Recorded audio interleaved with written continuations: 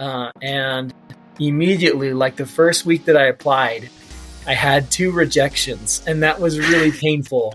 They said, no, thank you. Like day one of acceptance, I was praying I would hear at least something on that day so I can either start planning to rethink how I'm going to improve my application again, or a sigh of relief for Christmas, Tears were rolling down my face.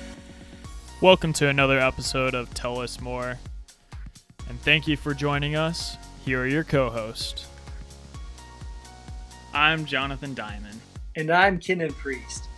We're Predental students, and we're passionate about sitting down to hear the stories that made people who they are.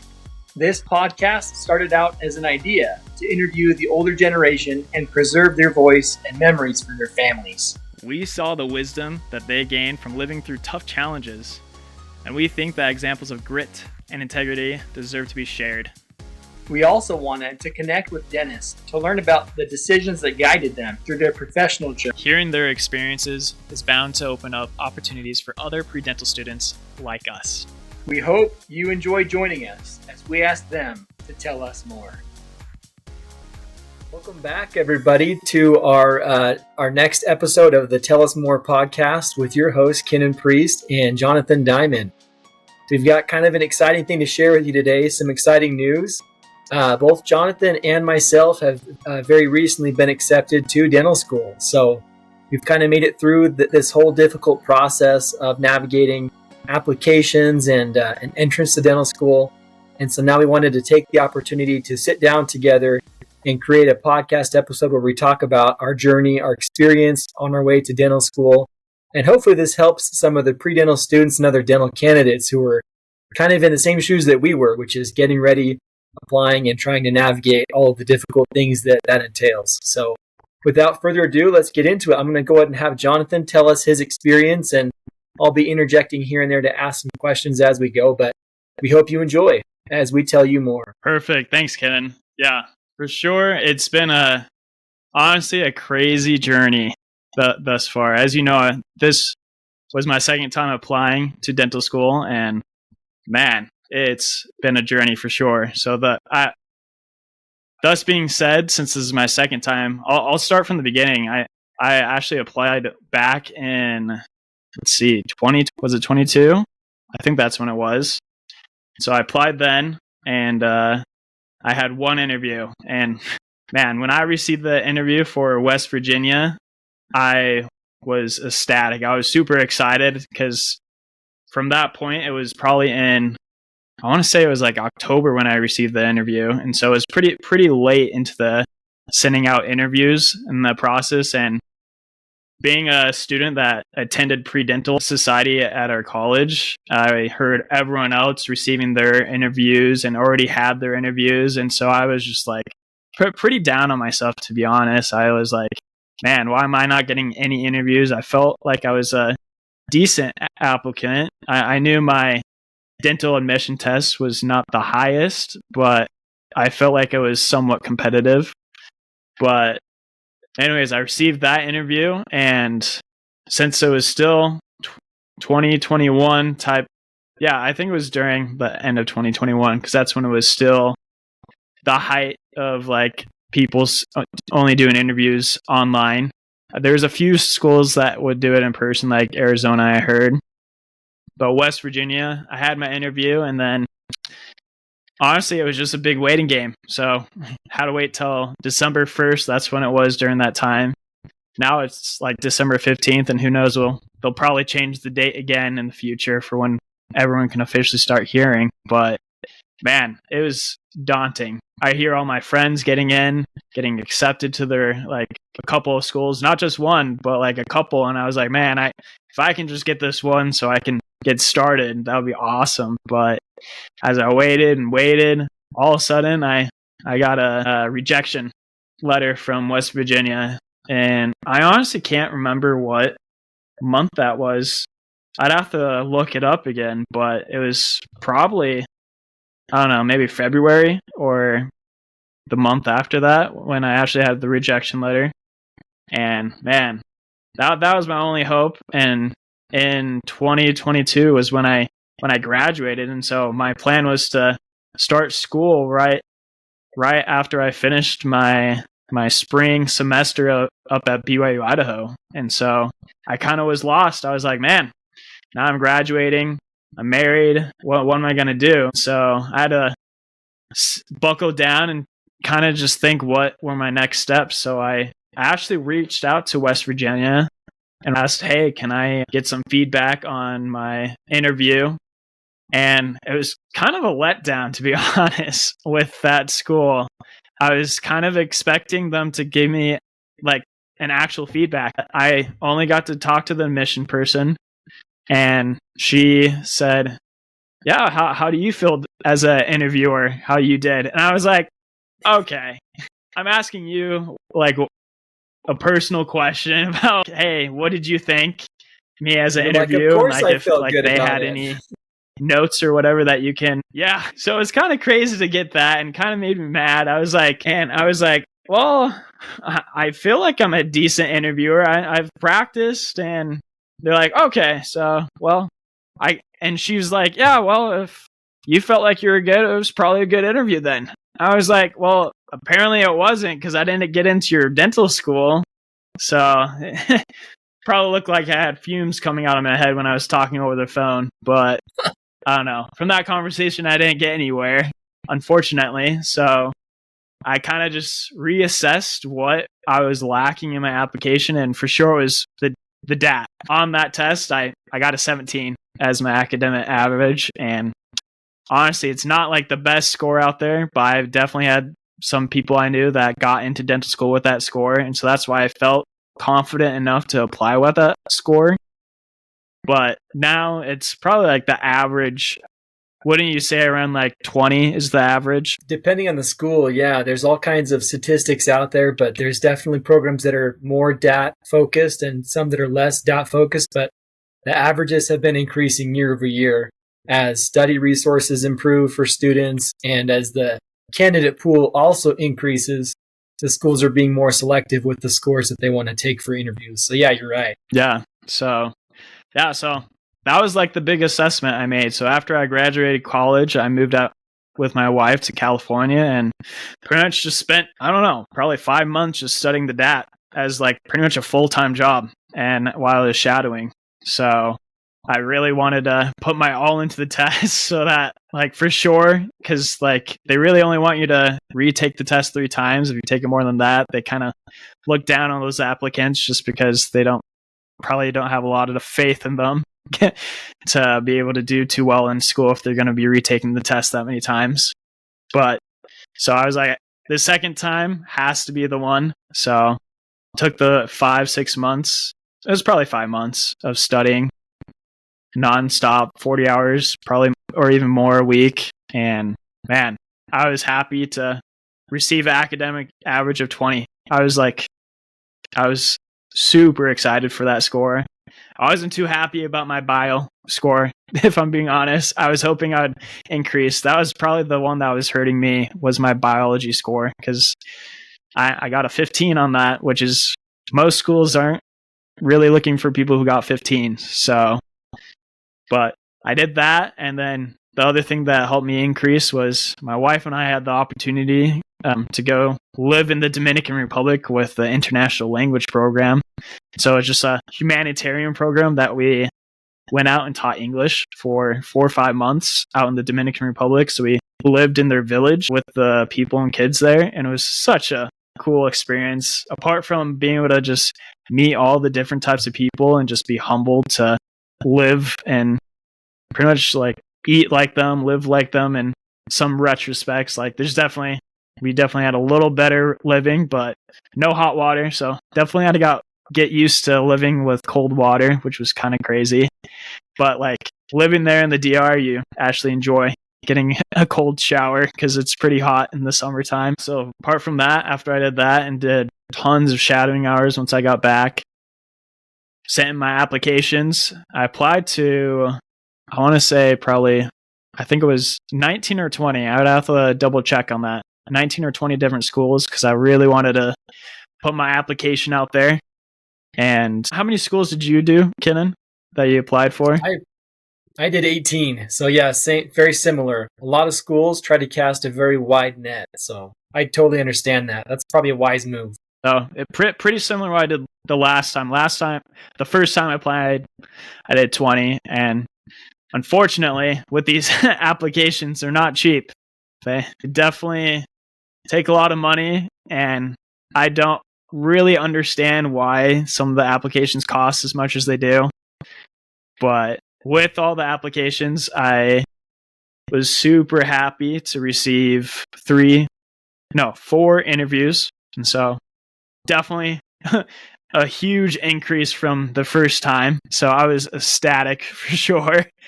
And so the 4 schools I had interviews at, the first one I was at was with Midwestern, Arizona. The second one was AT Still, Arizona. And so it was actually cool. I was able to knock those 2 out in the same week. Just I was able to schedule both of those interviews the same week, so I didn't have to go back and travel twice. So I was able to save some money in that and then just stay with some friends there, so I didn't even have to pay for travel or like driving around, or had to pay for living space. So that's a huge plus. So like if you're looking out there to try to go interviews, try to reach out to people if you don't have friends there, or find ways to save money in that sort of way. But the other 2 interviews I had at University of Minnesota, that's where I actually grew up the majority of my life. And so that was pretty cool to finally go back there. It was probably, I think the last time I was there was probably 10 years ago in Minnesota. And so super excited to go back and visit some people and see Minnesota again. And I was able to bring my wife with me. So she was able to see how I grew up. And the other interview I had was University of New England. Oh, sorry. And I actually had 5. I forgot. Man, I forgot. I had a 5th interview, and that was with Western University here in California, just in Pomona. And that was my last interview that I had, and that was pretty exciting to have 5 interviews. The New England one was the only one that was online. It was kind of a weird interview, to be honest. I don't know did you apply to that school? I can't remember. You said New England? University of New England. I did apply. Okay. But I did you by chance interview though? Okay. It was very interesting how they did their interview process. So sort of how since you'll be going to Roseman, you know how they had you do online little interview before you actually had your official interview? Uh-huh. So their interview was literally just like that online one. You didn't talk to anyone for the interview. It was all just like pre-recorded, like people from the school asking their questions, and that was it. So it was a very interesting experience compared to all the other interviews I had. Even when I did the West Virginia, it was over Zoom. So like I was still able to interact and actually show who I am, comparatively to just like answering a question to a camera. So that would be so trippy, I feel. Yeah, it was weird. And I heard from people when I was at the interviews in person, because some people were talking about their interviews with New England, and they said, hey, did you like go in person or anything like that? And they're like, no, I just had it with that. And I actually had a friend that interviewed with them and was actually accepted with that school, but he was like, I don't feel good about this school, not even like talking to anyone that was there. So it gave him a sour taste. So, but fast forward to acceptance. I know this is a long path, but like fast forward to day 1 of acceptance. I was praying I would hear at least something on that day, so I can either start planning to try to rethink how I'm going to improve my application again, or just have a sigh of relief for Christmas, you know? And coming on December 15th at 7 a.m., a guy from Midwestern Arizona called. I looked at my phone. I was like, man, who's calling me this early? And I was like, oh, it's Midwestern. What the? And so I answered, and I was just like, answered the phone, and I was like, I knew it was going to be an acceptance because they only call you if they're accepting you into their school. They're not going to call you if they're going to reject you. So I was just so happy. The guy was super, super nice. He was like, yeah, you're accepted. And then he's like, yeah, I've been calling some people this morning. He's like, how do you feel? I was like, I'm super excited. He's like, that's good. He's like, I get mixed emotions when I get to call people. So he's like, yeah, here's all the information and we will send you the email and everything. And so literally right after I hung up the phone, man, tears were rolling down my face because I was like, man, I made it. I made it into dental school. There's definitely a long path after this, like in dental school and everything. But like, man, making it into dental school nowadays is extremely hard because there's not as many schools, not as many chairs comparatively to how many students are applying now. So, but yeah, so made into that school. I'm trying to think of how my other schools went that I've interviewed with. I haven't heard anything back from Western University yet. They haven't said anything, which is kind of odd since it's in March right now. And then AT Still, that same day I got put on the wait list. And then University of Minnesota, probably, I think it was last month, they finally got back to me and sent a rejection. And then I'm trying to think, and then University of New England, they asked if I wanted to be on their wait list. And I was like, I'm already accepted into like one of my top 2 schools, so I don't care to really be on the wait list for that. So I didn't go on the wait list for that. And then recently, I think it was like 2 weeks ago, maybe 3 weeks ago now, or 2, I got an email from West Virginia out of all the schools. They're like, hey, we want to give you our secondary application now. And I was like, oh, that's kind of odd to send your secondary now after all this time. And so it kind of just shows that I'm kind of on the back list, but at the same time, I figured like, hey, if they're sending this, most likely they would send me an interview, like would want me to interview, but I didn't care too much to go out there just because I'm pretty dead set on Midwestern or AT Still. And so I was like, I'm not going to use more money, even though it would be really cool to go out and see West Virginia's campus after like doing the Zoom interview, because they actually have really cool things there. They have like a whole building dedicated to all the new technology every single year, all the like newest and best things that you get to try your 4th year. So that's a very cool aspect of West Virginia if you ever think about going there. So, but yeah, that's kind of my whole ride of applying. Tons of ups and downs for sure. I felt like a lot more downs, but we're going up now. There you go. Awesome. Jonathan, thank you for sharing. I really love what you shared, especially about your, sharing how it was a lot of ups and downs. I think that that's probably the most accurate way that you could describe the application process, as it is a roller coaster. But you did it, man. You're headed to Arizona.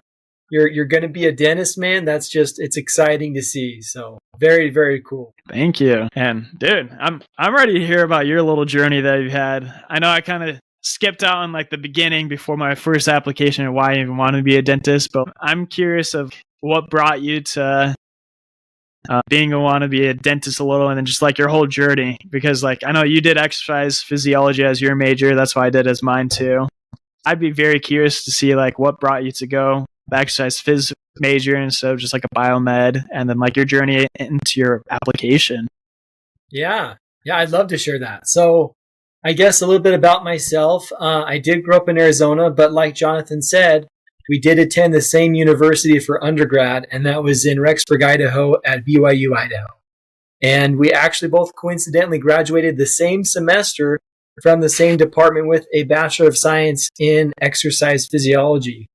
And typically, the pre-dental students that we would see, our classmates at BYU, Idaho, they in particular would do a biomedical science degree that was kind of tailored for pre-med, pre-dental students, meaning it had all the prerequisite courses and it was very science heavy, and it was geared really towards getting those students into professional programs. And when I first started school, they hadn't quite developed that degree, that major yet. So it wasn't available at the time. And I kind of had this vague idea in the back of my mind that maybe I should look at dentistry, but I also loved exercise and sports. And so as I sat down with an academic counselor to consider options, what I found was that the degree for exercise physiology satisfied a lot of the same prereqs that you needed to enter and apply to dental school. And so I kind of continued in that route. And then by the time the school had finished their degree for biomedical sciences, I didn't really have any desire to switch because I love what I was doing in exercise physiology. I thought it was fascinating and super interesting. The idea that exercise can be a medicine for the body. And so I continued with what I was doing. And then there were a few prerequisite courses that didn't fit in to the degree itself, and I took those as elective classes. But by the time I was done with school, I had fulfilled most of the prereqs that all the schools were looking for, with the exception of I never took microbiology. And so when I applied to schools, I found that there were a lot of programs that wanted to see microbiology. And so after the fact, I went back and took microbiology, number one, to satisfy that prerequisite for those schools that wanted to see it. And number two, to boost my GPA a little bit and show these schools that I was still involved in school. And the reason I bring that up is because a lot of pre-dental students, they kind of cruise through school really fast. We talk about like traditional versus non-traditional applicants. And a traditional applicant will go high school, maybe take a year off, but most likely just go straight through school. Maybe they have some family support for financing tuition. Maybe they do student loans or there's some other situation. But a lot of students will go straight through and they'll graduate with their bachelor's at 21, 22, 23. I'm considered a less traditional applicant because I graduated at 27.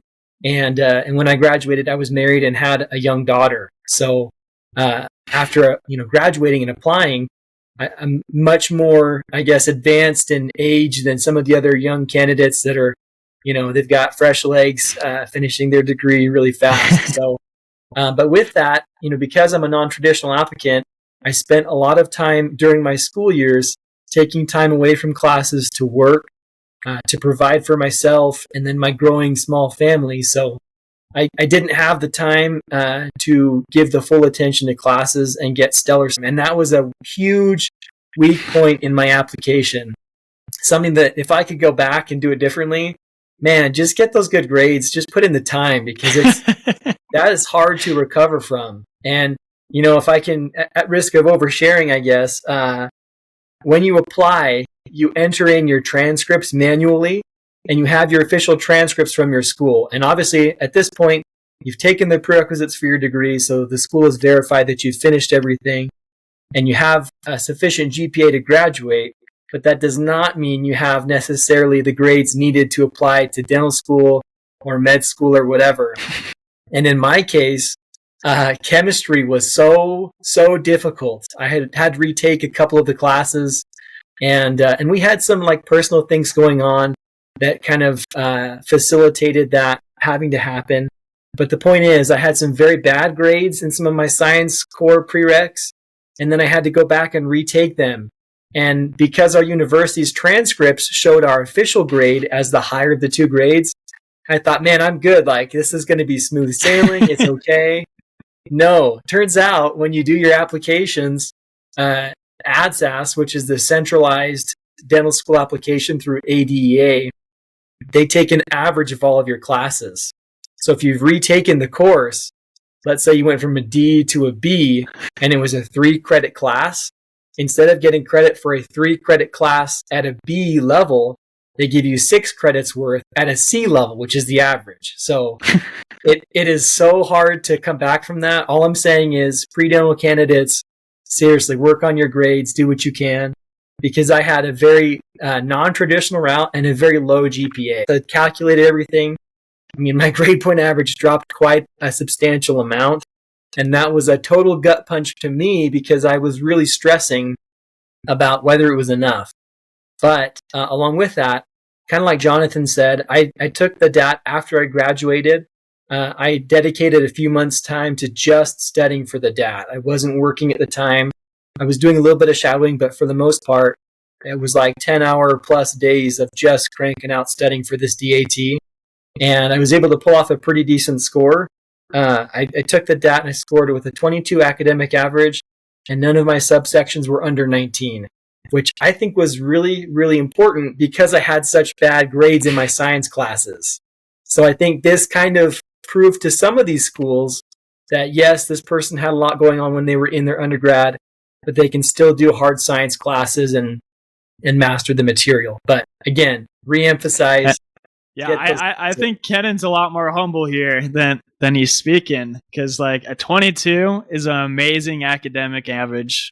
Because as we talked at the beginning, like academic average right now for most students getting in is about a 20, and so getting 2 more points, like because there's only a total of 30 points for the whole score, so getting 2 more points is crazy. Even getting a 25, which we know personally one person who got a 25 on their DAT, and like the percent of people that can get that high is like 1%, I want to say. Yeah, the DAT, for those that don't know, is really kind of interesting. It's a standardized test, so you make it a different version, but you're only graded against that version of the test. And it's not like a percentage of how many questions you got right. They basically compare the number of questions you got right to the difficulty of the exam and give you a standardized calculated score.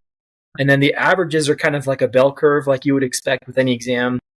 And so even 1 point increase, like from let's say like a 24 to a 25, I mean, that's a 1 point increase, but we're talking like a huge jump on the bell curve that you'll have less candidates do that. So I think it really was like a saving grace because I had such a low GPA. And I'll talk about that also in a second here. But when I was getting ready to apply, I spent a lot of time and hours scouring the internet and looking at all different kinds of resources from the ADEA about which schools to apply to, because I wanted schools that, number one, were going to be a good fit academically, that would give me the ability to become a proficient dentist. Because there's some schools that Jonathan could probably vouch for are not regarded as great dental schools, comparatively at least, right? Yeah. It's interesting that you bring that up, because that's something that I didn't really take into account my first time doing my application. I applied to probably like half of them were probably schools that there's no way I could have made it, like just because of what they were asking for, like grade wise and stuff, or like even on the DAT. I just threw them out there thinking, oh yeah, they might take me into account. And I learned, just like you were saying, like how important it is to really evaluate your scores and press it up against like what they're asking for. Like some schools will definitely go for those lower scores because they kind of have to. They kind of have to just to average out their students. But like for sure, try to, because the applications are expensive. So you want to put your money towards what's going to actually give you the best chance. Very, very true. So when I was going through my list of schools, I wanted to find schools that, number one, I felt like I could do well as a dentist having graduated from there. And then number two, like Jonathan said, are my stats anywhere near their range? Like, could I fit in with there? And you can find statistics online for what their reported like 5th and 95th percentile candidates are. And that's like obviously the extreme ends of the bell curve. So if you're somewhere in the middle, maybe you have a good chance. But if you're under that 5th percentile, odds are not in your favor. So I really went through the school list and I made my own spreadsheets about, I don't know if you can see that. Like you can see the schools here. I applied to 18 of them. I've got their state location, their total tuition for the 4 years of their program. I've got an estimated cost of living for the area, number of students per chair in their clinic, whether they have a supplemental, if there is a supplemental application, what the link is to that, or if they're going to email it to you, notes like that, how much it's going to cost for their application, their average DAT scores, their average GPA, scores there.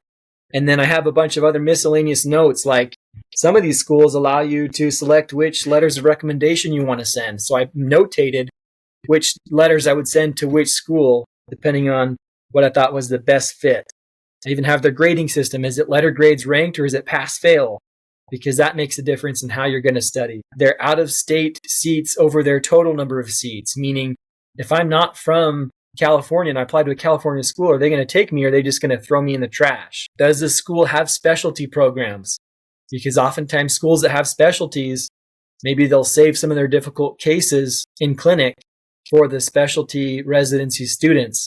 And if you're, at a school that doesn't have those specialties, maybe you'll have some more varied experience. There's kind of some conflicting opinions out there on that, but I looked at all of these things. And so I created my list of 18 schools, and then I applied as soon as I possibly could.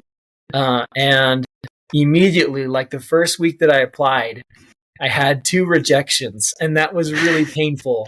And one of them was actually from Midwestern AZ. And they rejected me before even asking for a secondary. So I hadn't even written them a check. And they said, no, thank you. Because my BBCP average, which is your biology, biochemistry, chemistry, physics average GPA, was too low. It was a 2.98 for those core sciences.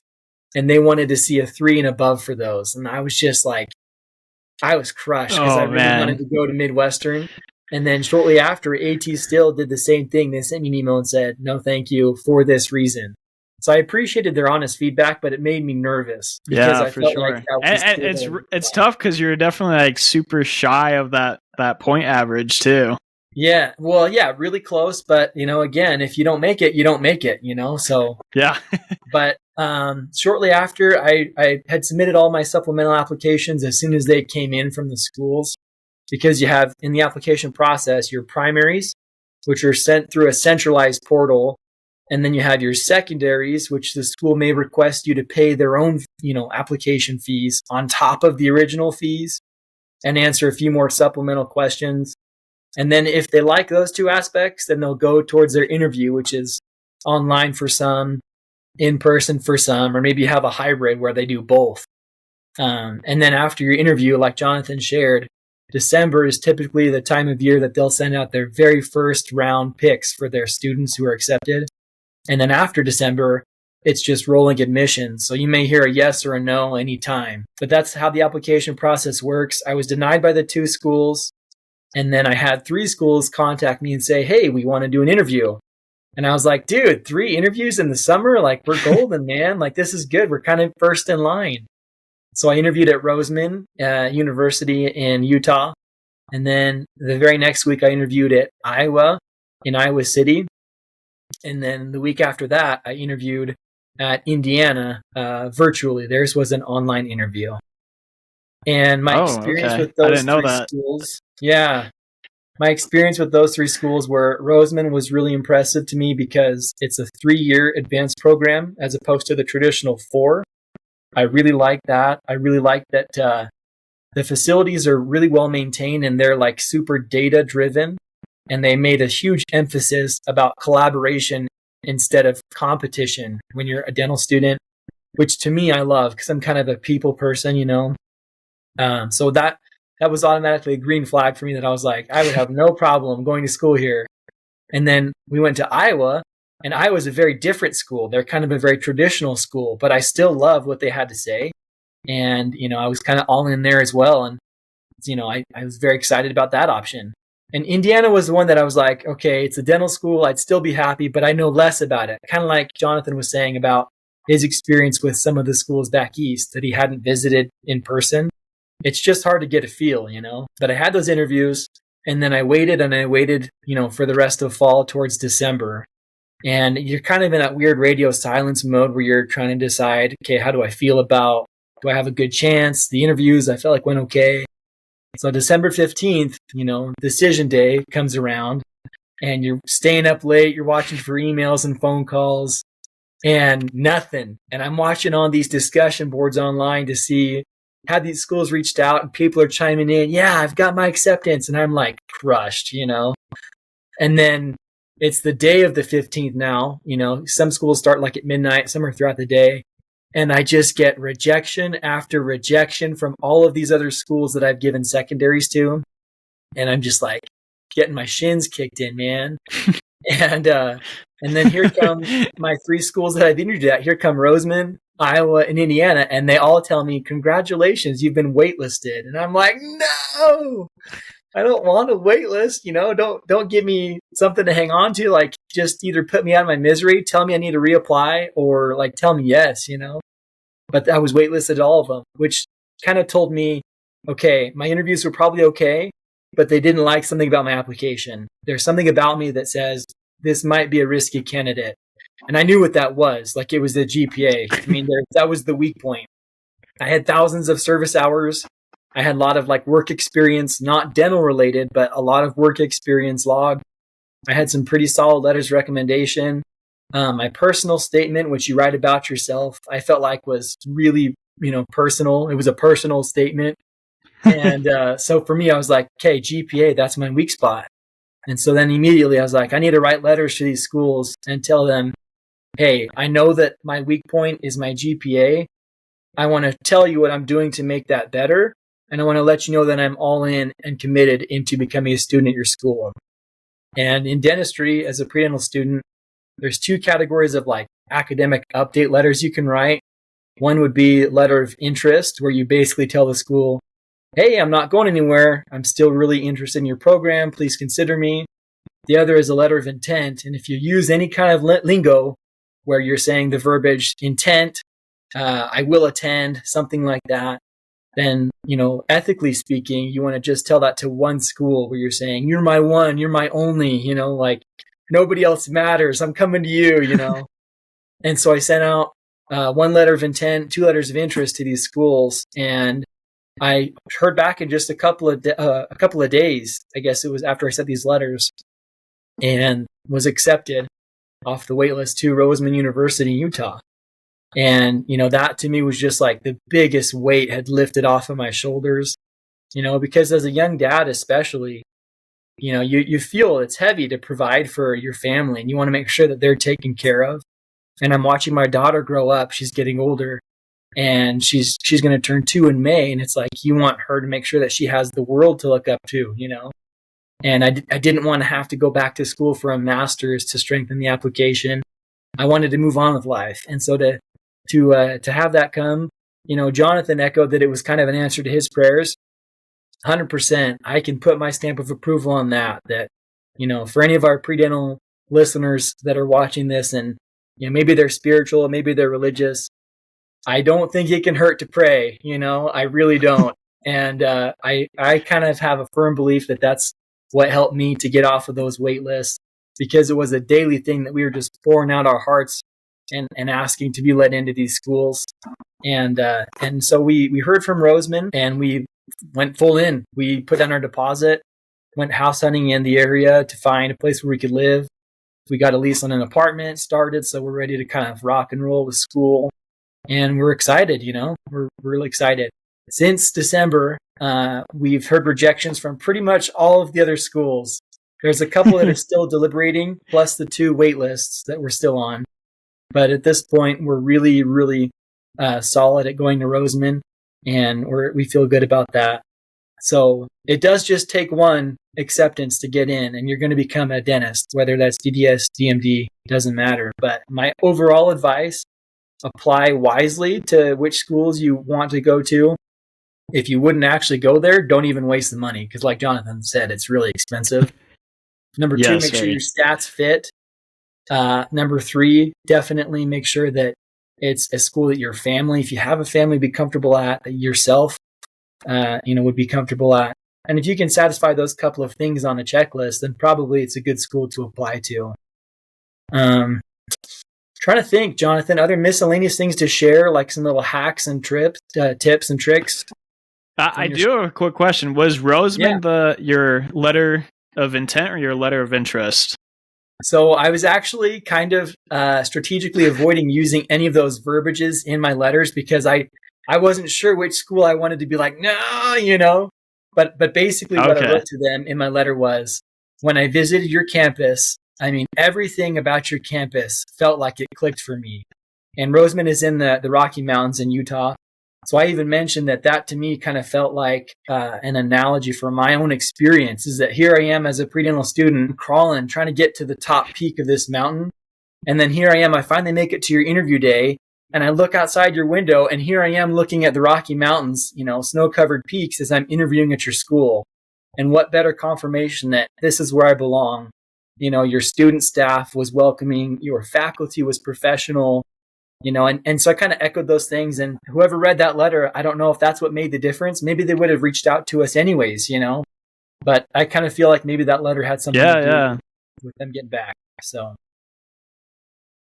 that's a good question. I think it's a very interesting thing with writing back to schools after your interviews or during that whole time, because there's definitely probably 50% of the schools that tell you, whatever you do, don't email us. If you email us, we will take you off our application list.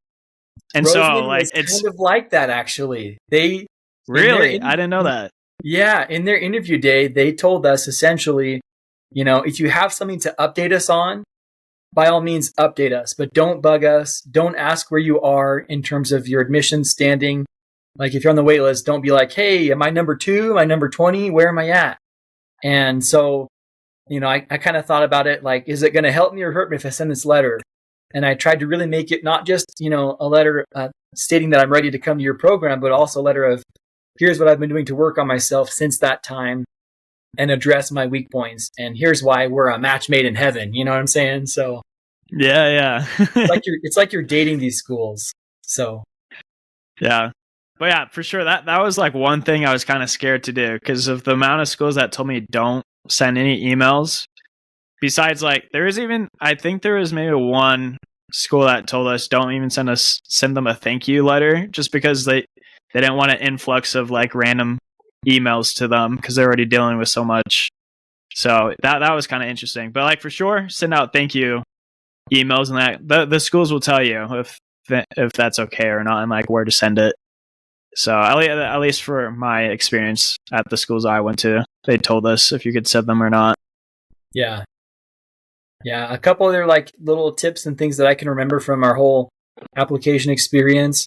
If you apply for it early enough in the year, the ADEA does provide a certain number of application fee waivers, and it doesn't make it free to apply, but they basically pay for your first, I think it's the first 4 programs that you want to submit an application to. So it comes out to be $600 or so. And so if you apply early enough for that and you can prove that you have financial need, you're married, you have a small family, limited income, whatever that is, Pell Grants, then they may give you that fee waiver. The DAT is also pretty expensive, but you can get a partial DAT fee waiver too that's 50% off of your exam. And that's super helpful because you'll save several $100s that way as well. Yeah, the schools are expensive. Look at the schools you want to apply to. I'd say the average is probably around $60 to $70 for your supplemental fees.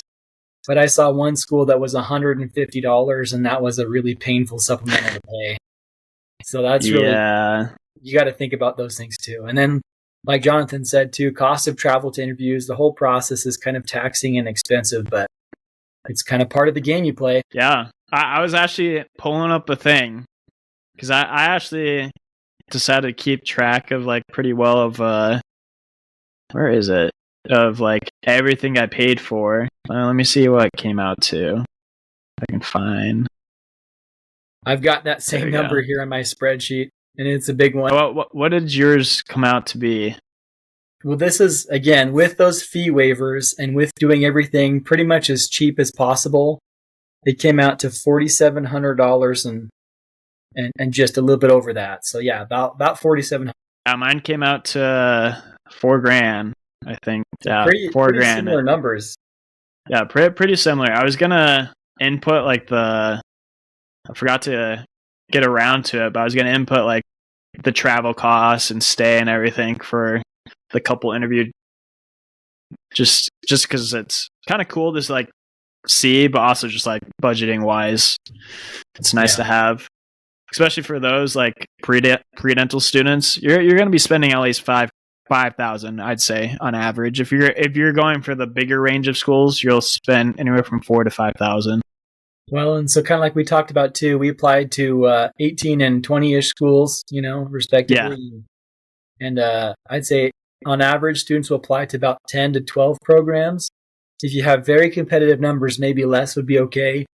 But if you have any kind of a weak part of your application, in my opinion, it's worth it to apply to more schools and kind of bite the bullet there cost-wise, because it may save you a year's time and an additional year of reapplying with extra fees and things. if it's what gets you into school. So something to consider. Yeah. And honestly, I think the biggest tip or like thing that helped me with applications was definitely being a part of the Predental Society at our school. I don't know how all other Predental societies are, but at least at the BYU Idaho Predental Society, it really set you up for success. Like Ken and I both were a part of the presidency, so we actually got to plan and actually do activities that's going to help you start dental school or apply for dental school and understand all that stuff.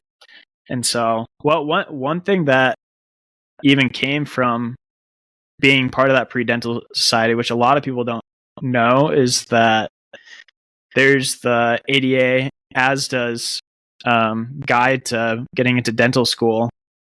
It's called Getting into Dental School. I'll just share my screen real quick, but it's this book right here, Getting into Dental School, is like the little guide for every single school that's like, at least that's been around for a while. Like the newer schools that just barely came out aren't going to be on here. But this was like a huge guide for... That's your Bible right there. Yeah, for every single school. Where's a better... There you go. For example, like the University of Iowa. There you go. The school that Ken applied to has all the stuff right there about them. And this is like a nice little summary about their school, but like you definitely have to go in depth and actually research. But this at least gives you a good idea where to start with your schools. Besides Predental and like doing like shadowing, and honestly, you just have to make sure that you really stand out, because there's applicants from literally all over the world applying to U.S. dental schools, because the U.S. just has really good dental programs, and so that's why they're applying from all over the world to come here. Yeah, the barrier of entry is really steep, but if it's something you're passionate about, if you love the intersection of science, of healthcare and helping other people, and of technology and artistry, working with your hands, if those things apply to you, then it's probably a really good bet that you'd be a good fit for dentistry. Yeah, well, sweet. Yeah, I don't have anything else unless you have any other questions or like thoughts that you wanted to share, Kenan. I think that's most of what I had, but I guess I'll kind of wrap up with this. If anybody has any questions or comments, feel free to let us know in the comment section below, and we'll see if we can't answer some of those questions and kind of give the next generation, a hand up in navigating this process and hopefully being as successful or more successful than we were, which is what we want to see. Good, competent future. What am I trying to say? Contemporaries in dentistry. Yeah, and thanks for all those that took the time to watch. We appreciate it. We hope to continue to maybe make some more videos, maybe even when we're busy with dental school. But keep your eyes out, and we'll for sure make some more podcasts before we start dental school. So thanks for watching, and take care. Talk to you later.